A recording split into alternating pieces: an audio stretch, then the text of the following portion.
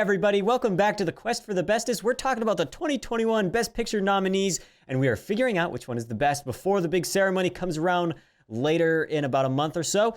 We're gonna be talking about the film Minari today. Last week, we talked about Judas and the Black Messiah first, and then we talked about Sound of Metal. Sound of Metal eked out the #1 spot for now amongst the two movies, but today we're gonna add a third to the list and figure out where Minari ranks among the two. Once the ceremony is revealed, once we figure out who the Academy thinks the best picture of the year is, we'll be talking about that movie in conjunction with the rest of our list. It's gonna be a great time. We got predictions coming for you. We got down ballot stuff. We're having a great time here with this Oscar ceremonies. I just want to dive right in. Minari, directed by Lee Isaac Chung. He wrote it too. It's starring Steven Yeun, Hani Ri, Yeon Yoo-jung, Alan Kim, and Noel Cho. Those are the main characters. Executive produced by Brad Pitt. Executive produced by Brad Pitt. That was a big shock at the end. That was fun to see. And apparently he's produced like a ton of movies. Like I didn't realize that he got little grubby fingers in Moonlight. He's got a bunch of stuff. When you got the money, you can do the producing. So Brad Pitt loves indie cinema, like Minari. Tanner, care to explain your thought there and explain your first opening position on this film as we dive into it? This is a delightful little indie story until it's not. Until it's a really heartbreaking indie story. And I think it's beautiful. It paints the picture of a nice family in the 1980s, an immigrant family, no less. It's just a really, the film is also beautiful in its visuals, in its performances. It's adorable. Alan Kim, I love that little kid. His cowboy boots. He's great. His cowboy boots and his little jokes and little quips are great. I just found myself entertained by a lot of this, enthralled by a lot of this, and just a little teary at a lot of this as well. There you go. Beautiful backlog banter. I want to hear your thoughts because you were live updating us on what you thought during the movie yesterday. Sure. And I just want to hear what you guys say. I didn't really like it that much, to be honest. Okay. I like elements of Minari a lot. I think the relationship between David and the grandma, as we're going to get into, is endearing, and I think it's full of so much interesting thematic material. And while it's played often for comedic relief, there's a real heart to it that speaks a lot of the film's themes and the overall message of Minari. But I think this film is really unsatisfying. I don't find Jacob and Monica to be particularly engaging characters. I find that a lot of plot threads are brought up and dropped without any resolution.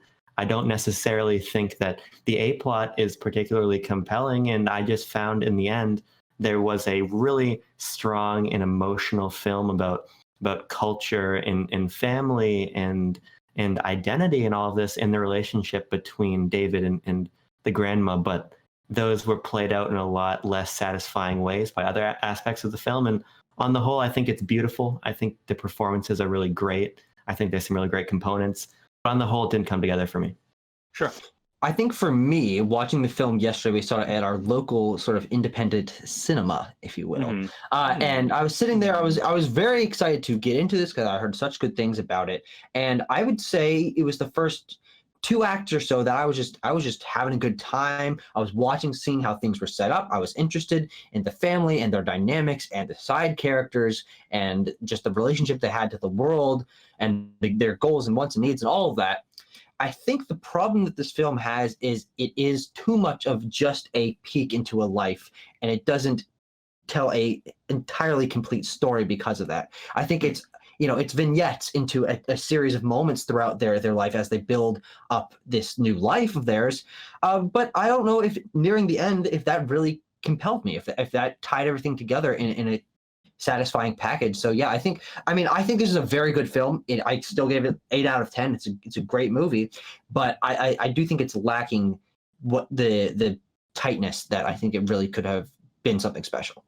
I think my perspective from this film is a little different from you guys because I really like slice of life media. So stuff that is not super plot driven. You weeb. You slice of life anime loving weeb. I like that it takes this slower, more like relaxed, more just watch life unfold. Life unfolds in ways that films don't really capture a lot of times, because we have all these characteristic elements of storytelling that are here too pretty rigidly, and you can kind of break out of those in slice of life. Slice of life. It's hard to say a billion times over again, like I have done.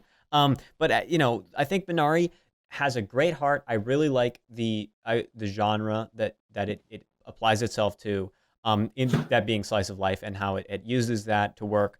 But I do find it a little bland and at times a little formulaic in some of its plot structures. Having, you know, there are times where something will happen, and I'm like, here we go. It's time to go into the third act. I know exactly what like is going on, like plot wise.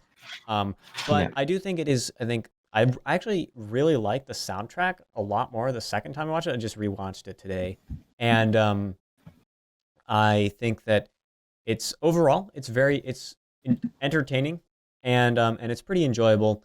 If it does, I think there's a couple missing elements. I have a couple qualms with it here and there, but overall, I find myself enjoying it quite a bit.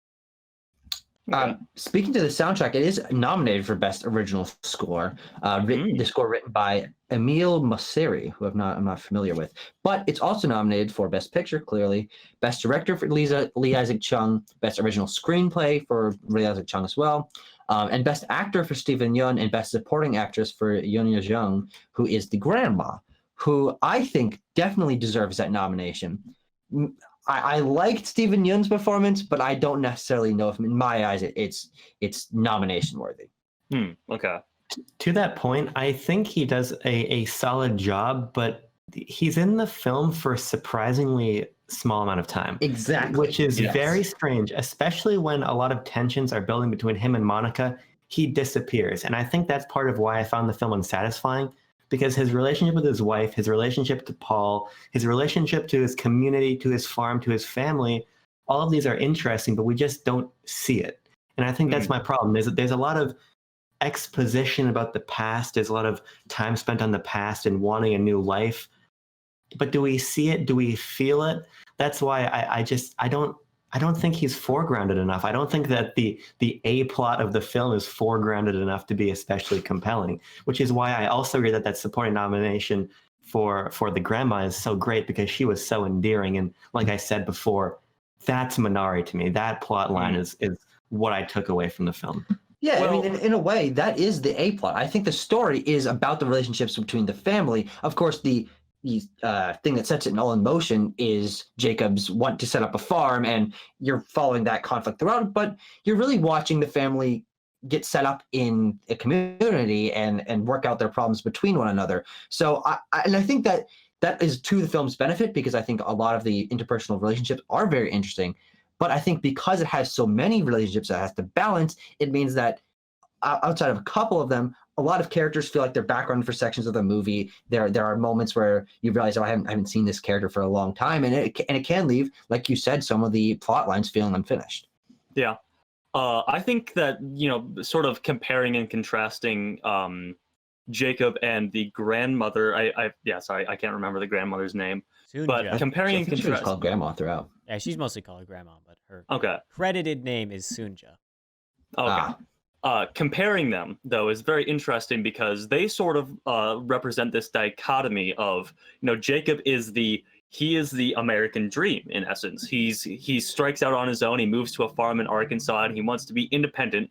He wants to be a success. He wants to show his children what it means to be a success. While the grandmother, on the other hand, sort of represents this sort of, you know, the more strict cultural where they come from, where they used to live. We get some hints that there was some familial strife that Jacob had that caused the family to lose a lot of money. Most likely he gave that away to his family for something, but he wants to leave that behind, and, you know, he's not a huge fan of the grandma coming to live with them, because the character sort of knows what that represents. And I think you guys' points about Steven Yeun being absent for a lot of this as well is very interesting. There was a point around the time where Paul came into their home and was doing like the exorcism or whatever, and I saw Steven Yeun sitting in the lazy boy chair. I'm like, damn, Steven Yeun hasn't been in a lot of this movie. And I think that's too bad, because I think he is good in the moments that he's in. Speaking of the chemistry between characters, I really liked Steven Yeun, Jacob, and Paul's dynamic, I think that was it caused for a lot of interesting cultural stuff. It caused for a lot of some comedic stuff because was Will Patton as Paul. He's just kind of out there. He's a little all over the place, and I knew I recognized him from somewhere, and I looked him up, and he's the coach from Remember the Titans. I knew I remember. Good job. Remember the Titans? He's the one that said the name of the movie. They will remember forever.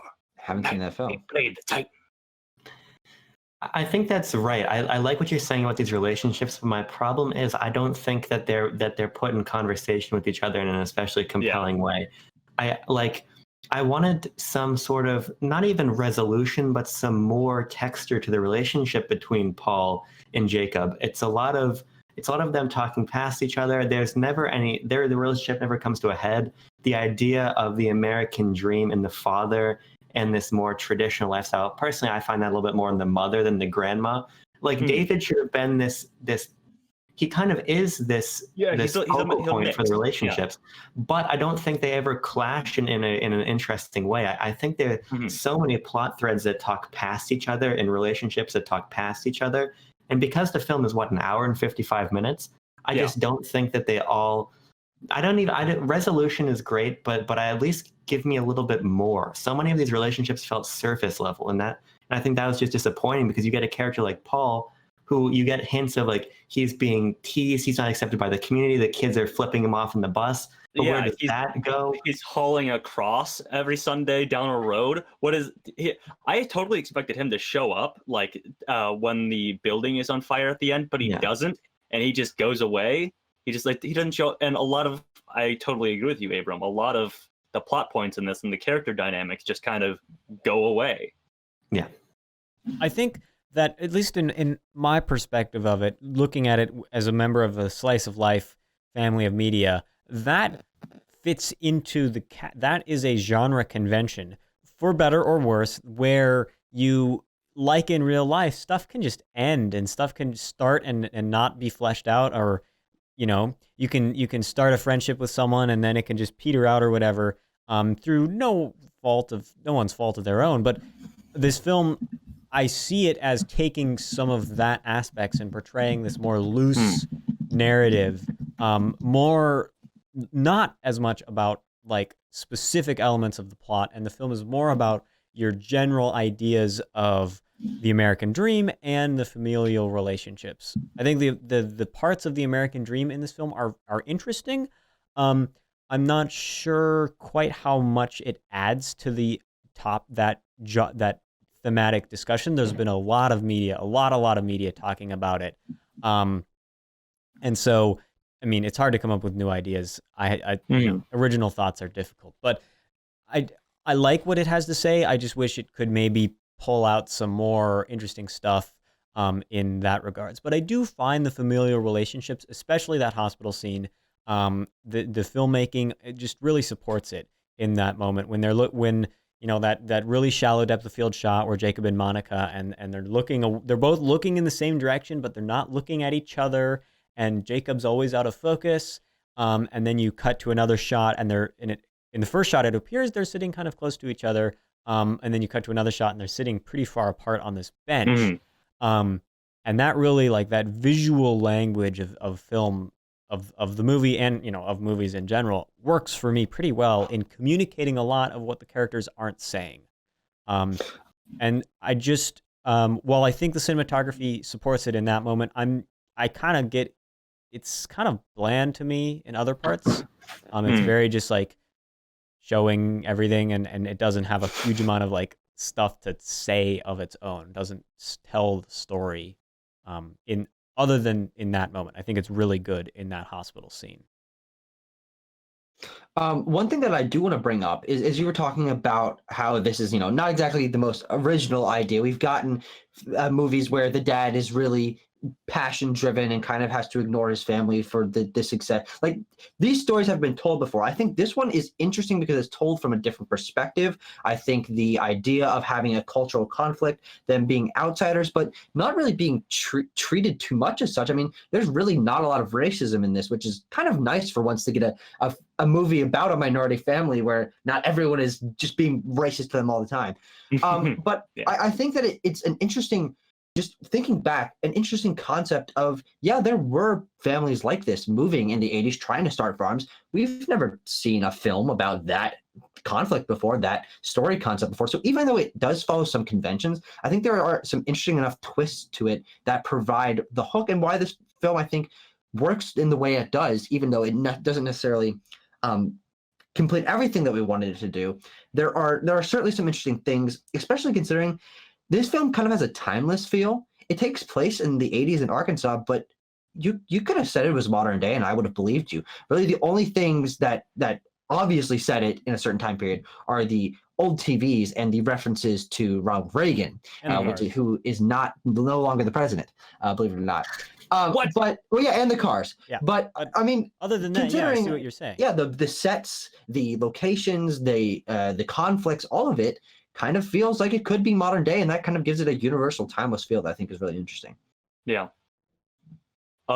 Quick note on you brought up the Reagan thing, and this is sort of a little bit of a tiny twig on top of the pile of dropped and missed opportunities in terms of character stuff. But they brought up the Reagan thing in the bank when he's applying for a loan or something like that. He says, "Oh yeah," the banker says, "Oh yeah, it's a great time to buy a farm. It's the 80s and Reagan is the president." And I definitely thought they were going to go into the farm crisis, but that never came back. And that definitely feels like something they were hinting towards and like wanted to explore. I don't know if it was edited out, if it just wasn't written in the first place, but it is definitely a setup. Given historical context, it's definitely a setup for a plot line that never comes back. I think one thing we talked about when we were just leaving the film is it almost feels like there's 25 minutes missing from that last act. A lot of the plot lines are wrapped up really quickly or not at all. Storylines are converging and characters are showing up and you're like, oh, okay, all right. And now it's on fire. And then essentially it ends right after that. But I think that is part of it. Like, I feel like there is a section missing from the end that could tie everything up together, could introduce that last compelling plot point, could finish off the characters' arcs, and it is a short movie, so it's possible that there was actually something else, but someone wanted to cut it, or maybe the filmmakers wanted it to be a more simple story. But there easily could have been another 25 minutes on this, and it wouldn't have been exceedingly long. It would have been a longer but still normal length film. As we've said, we all enjoy watching the characters interact with each other, and I think the film is enjoyable to watch, and so another couple minutes of runtime wouldn't have really harmed it at all, I don't think. I think we really do need the Lee Isaac Chung cut of this film. Because, of course. No, let's get the Snyder cut of Minari. Let's just skip the middleman. What does he get? What does he think? Put him in the editor's chair. Because we've spent a lot of time ragging on the elements of the film that feel lost, but what isn't lost is, and we've all touched on it, is the relationship between David and Grandma, which is heartfelt and laugh out loud funny, but it's also really important. I think the idea of David outwardly hating his grandma, but kind of reading between the lines of the fact that she's not his like stereotypical American grandma is interesting. And coming to terms with her and her seeing like American wrestling and drinking Mountain Dew and all of this, the ways that all these cultures, the mountain water, the ways that all these cultures are brought together in subtle ways, I think is really smart writing and filmmaking. On top of the fact that this dynamic is just played out so well, and then that scene when he tells his grandma that he doesn't want to die, and they fall asleep together. It hits every beat perfectly, I think. From a narrative perspective, a thematic perspective, a performance perspective, this, for me, is probably why it's nominated for Best Picture, because it's so well done. Yeah, I agree.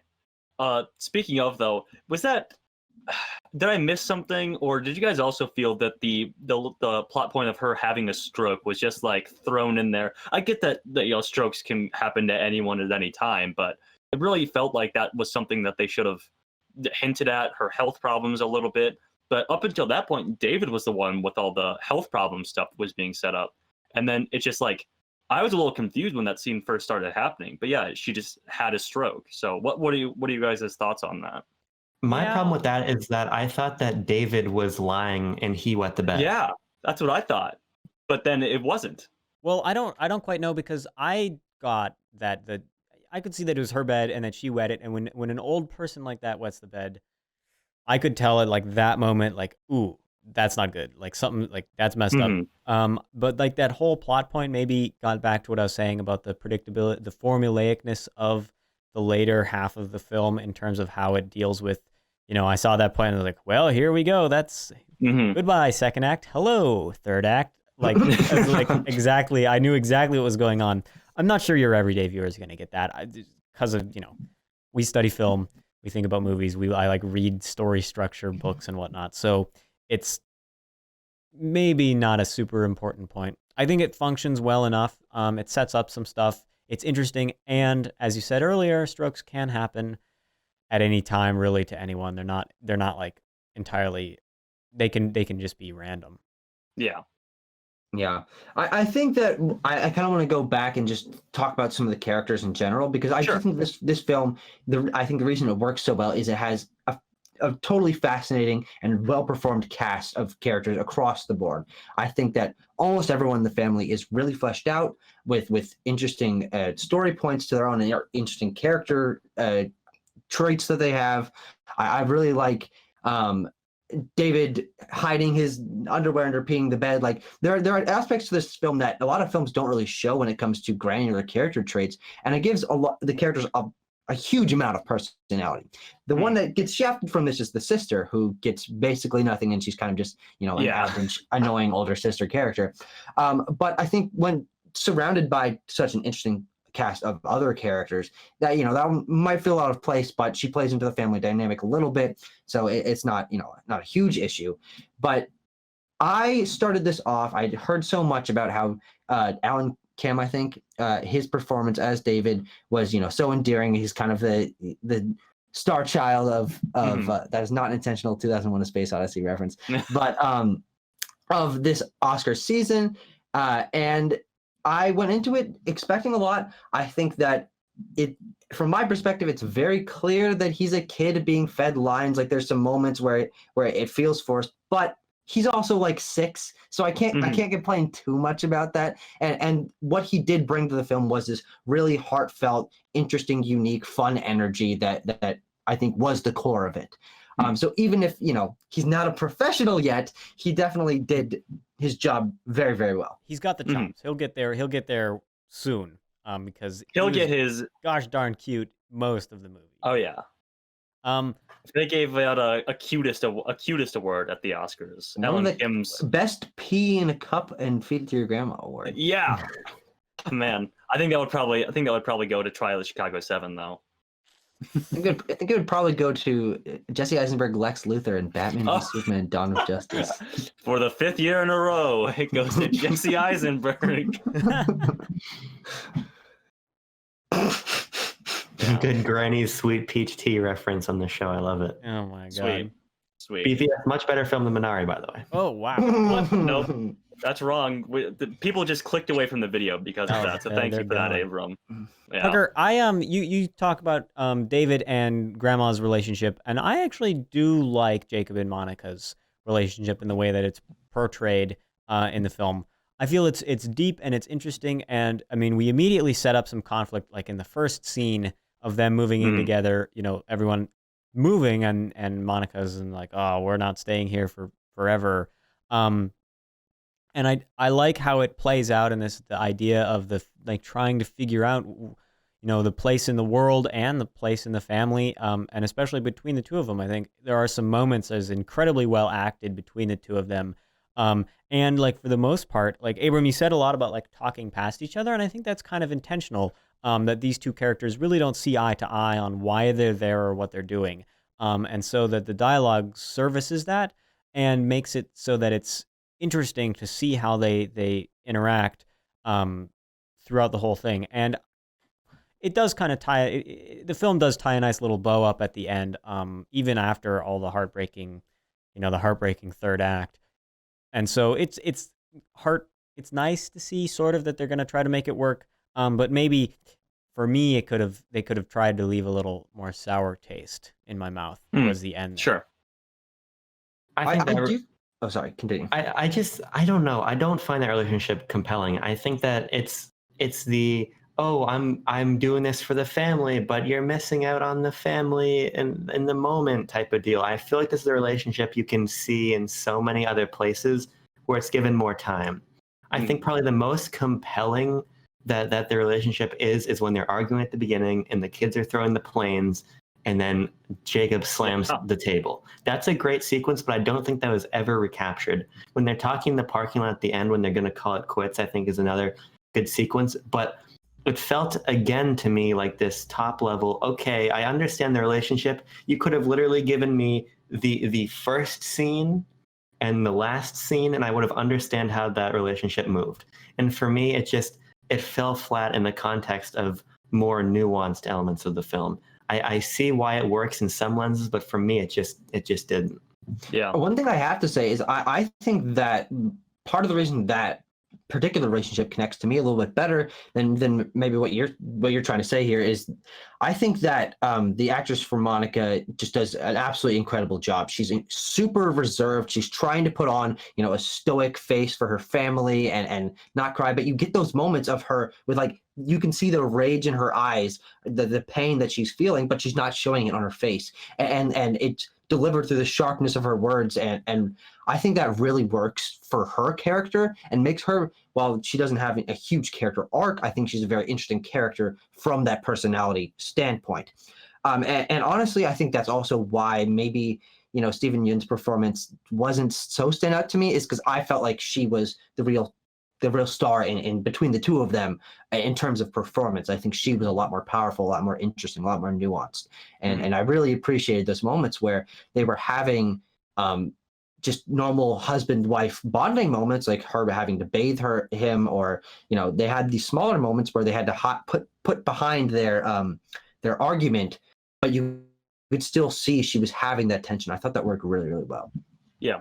I think my sort of brief statement on the characters and the actors are the performances are really, really great, and the character writing doesn't exactly live up to them. Yeah, I'd agree. Okay. Well, do you guys have any other final thoughts on so many of the other elements? I talked a little bit about cinematography. There's not a whole lot of sound design in this film. No. There's a couple shots where I'm like, oh yeah, they thought about that. They thought about the whole film. There's people whose jobs are to do that, but it was definitely not forefronted. Yeah. Let me check my notes here. Oh, the ding dong thing. That's a funny joke. Yeah. There's. Oh, I really like the this is a name drop movie. They say the name of the movie in the movie because it's a vegetable of sorts that they start growing, and I think it's all on the nose, but it's really sweet, and I like it. How that sort of whole spiel that the grandma gives about Minari, how it can grow anywhere, anyone can eat it, and it is really has a lot of uses, and that's obviously a metaphor for immigrants in America, these people who come here following the American dream. They can really sprout up anywhere and they can do lots of things. And I thought that was a really nice little metaphor. Yeah, and I think it's also, you say that it's a name drop, but I think in terms of the plot overall, the Minari being important is pretty background. It's subtle. It really only comes around in the end, which we can assume that they were able to sort of pick themselves back up by selling the Minari that had been growing, which wasn't shown, but it's that subtle background of that being the core of their relationship together, them going to the creek, then it also being something that, well, the grandma screwed them over at the end, obviously not on purpose, but she also had been helping, even if it had seemed like she was useless through the whole time. From her perspective, from Steven Yeun's perspective, she had been doing something to help the family and was the one that ended up sort of saving them in the end. Sure. Yeah. I see it. Okay, I think it's time that we get a vote. If you'll vote now on your phones, and tell me what you think of the film. We can get a number real quick.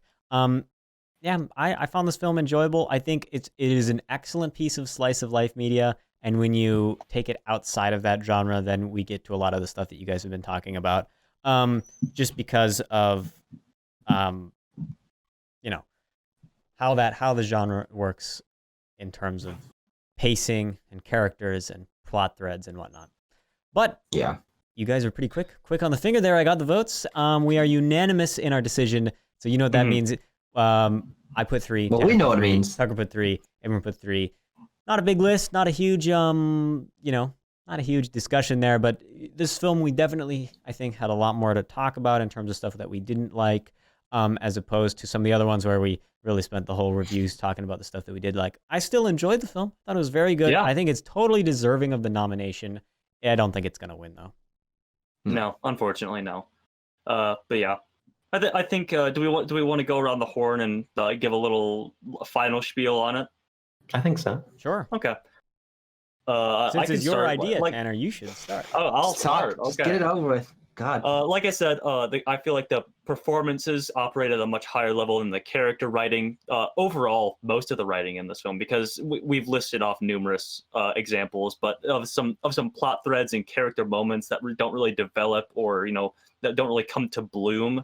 And I think Tucker brought this up as well. It's the third act of this feels like, oh, okay, we're going to tie all these things together in a bow, and that bow ends up kind of being a sloppy job, because that the fire at the end is sort of like, oh, okay, we're in the final scenes now, we're in the climax, and yeah, that really felt a little jarring for me, because I'm like, I want to see like Monica's like struggle with finding a balance between her husband's need for independence and her relationship with her mother, and wanting to move back to California.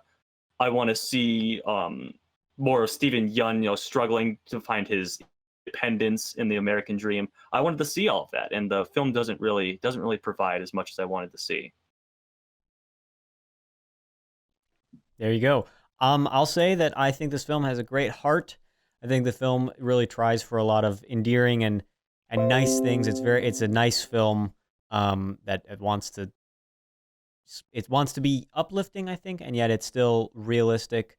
And while there are some issues, I don't particularly like how we mentioned the racism earlier, how the racism is portrayed in that the two kids are like, they're racist. The girl's like saying like, fake Korean words in a very stereotyped manner. And then she's like, oh, okay, like, well, like the girl like doesn't really respond to it and like goes along with it. It felt very weird. And then the boy with David is like, why do you have a flat face? And then David's like, I don't. And then he's like, okay, now cool, we're friends. And then we'll have a sleep. Yeah. Like that didn't work for me. Just because it was like, So I would think either omit those types of interactions entirely, or play into them more. Don't straddle this middle ground where it's like, okay, yeah, like obviously I know that racism exists, and I know it existed during the 1980s, and especially towards Asian American farmers in Arkansas. Like that's a pretty not stereotypical thing. And so, pick one or the other. Don't sit in the middle ground. But otherwise, I found it enjoyable. Glad I've watched it a couple times now. But I don't think it will win. Yeah. I don't know. I was underwhelmed by Minari. I heard a lot of great things about it, and I saw some promising elements, but for me, this is a distant third after some very strong contenders in Judas and especially Sound of Metal. This film, I think, has a surplus of good ideas and a deficit of good execution of those ideas. And for me, that's frustrating. I really love certain components, but I just don't think that the whole is the sum of the parts it should be, considering the strength of the cast, of a lot of the thematic material. So this felt like a missed opportunity to me in a lot of respects, even though I can appreciate and engage with certain parts of the film, like the relationship between David and Grandma. I don't know, it was a miss for me. And all of these films are $20 to rent right now, so that's awesome. But I'm still glad I watched it, and I can understand where some of the praise comes from, even if it doesn't subjectively resonate with me. Yeah. Yeah, so I think that's also pretty similar to where I land on this. I went into this with very high expectations. I watched the review that Timo and his friend did for their college YouTube channel, and they glowing praise, like, wow, this film is amazing. And maybe it was a second watch, Timo, that sort of, you know, made you realize a little more of your thoughts on it. But I went into it with really high expectations, and I think that it made me pay attention to a lot of the flaws that it had, that I perceived it to have, a little bit stronger. So in the end, I do think this is a really good film. I think I understand why it's receiving a lot of the praise that it is. I think it's great that we have a wide variety of films on this. Like, this is clearly slice of life, being a different storytelling format, storytelling pacing than the other films that we have watched and are going to watch. And, you know, and while that might have worked for me, I think that the thematic material that it has, the performance that it has, the characters that it introduces to us, and just the unique concept that I think it handles pretty well, make it a strong film, even if I can pick it apart from my perspective on what I want out of a movie. You know, we certainly go into these with our own perspectives, and we can recognize when something is good but doesn't necessarily work for us. So I think a unanimous 3 on this is kind of nice. Yeah. Well, it is only a 3 out of 3. We'll have more movies to talk about later. And that reminds me, that makes me think. Yeah. I'm curious, which one are we watching next, Tanner? We are next coming up watching. I butchered that a little bit, but the next movie that we're going to watch is The Father by Florian Zeller. The Father by Florian Zeller. Yep. Oh, starring Sir Anthony Hopkins and Olivia Colman. Sir Olivia Colman. Nope. There's only one Sir in this, and it's Sir Anthony Hopkins.